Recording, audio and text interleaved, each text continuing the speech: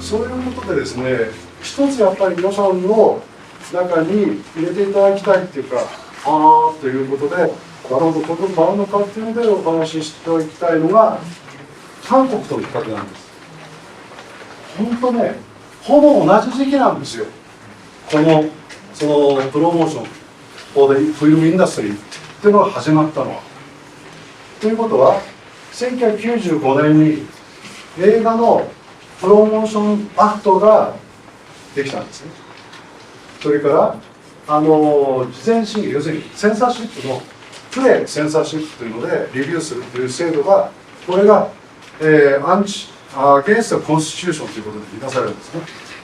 それから1995年にプサンインターナショナルフィルムフェスティバルっていうのが開かれます。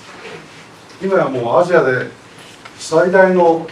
フィルムフェスティバルですね。それが例えばシンガポール国際映画祭、シンガポールのインターナショナルフィルムフェスティバルですね。これは1988年ですよ。ということはプサンが早いんです。それで99年にはその文化産業カルチュラルインダストリーのプロモーションのアクトが成立します。そして映画振興委員会ですね、これが名前を変更してもっとアクティブにやろうという形になります。そしてシンガポールフィルムコミッションは先ほどの通り1998年にできているわけですから、もうほぼ1年違いぐらいなんです。それともう一つ、韓国映画のターニングポイントと言われている映画が首里なんですね。1999年なんです。というのは、今まであそこは基本的にアンチコミュニストカントリーなんで徹底して弾圧してたわけですね、ポテンシャルのコミュニストは。ところがこういうようなことで1987年に民主化宣言ですね、デクラレーション・オブ・デモクラシーですね。だから今までのミリタリーのシステムからデモクラティックなところに変わったんです。だから僕たちはこれからデモクラティックカントリーになろうというようなことが宣言された1987年。それ以降徐々に変わっていく中で出てきたのはこの映画なんですね。要するにノースコリアとコリア、それが双方の要するにリードアクターであるしリードアクトレスで、その中の、フレンドシップというかラブストーリーなんですね。それが出来上がってこれは大ヒットしたんですね。要するに今までだったら要するにノースコリアいわゆるなんかデーモンですよね。それが我々と同じヒューマンビーグじゃないというような形でみんなが認識する。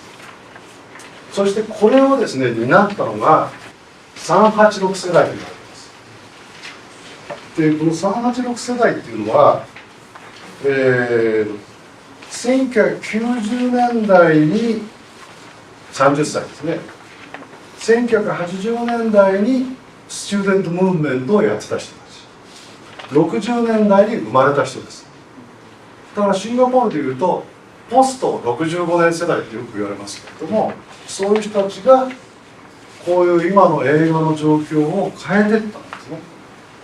でここで私非常に重要だと思ってますけれども、ボックスオフィスです。The share domestic films ですね。韓国は93年の 15.9% から2017年には 52% まであります。だから一応クォーターシステムがありますから、外国の映画は制限を受けてるんですね。国民の多くが韓国映画を見に行ってるんです。映画好きのところは韓国の人もシンガポールの人も同じなんです。いやハリウッドミュージック見るよとして、この前もいやクレイジー・リッチ・エイジャーズ見たねそういう感じになるんですね。ところがシンガポールはですね、このナショナルアートカウンセルのカルチャラルスタティックス2016というのがあります。これはぜひもしあれでしたらウェブサイトから見ていただきたいんですけど、わずか 5.2% でした。はい。2日前に NUS の先生とも話をしたんですけど、やっぱこういう話をしたら、いやいや、もう一つは、要するに韓国はやっぱり映画に投資するビッググループがある。だからシンガポールは残念ながらまだそういうところまで至ってない。まあ個人が映画を作ってそれで配給してる、その辺も違う。まあそれも僕は本当におっしゃる通りですね。だけどもう MM2 というプロダクションカンパニーはシンガポールエクスチェンジにも上げれますよね。だから少しずつ僕は変わってくる。だからやっぱり映画に対する自分の国の映画に対するシンパシーをどう感じていくかというのは非常に僕は大きい問題だと思いま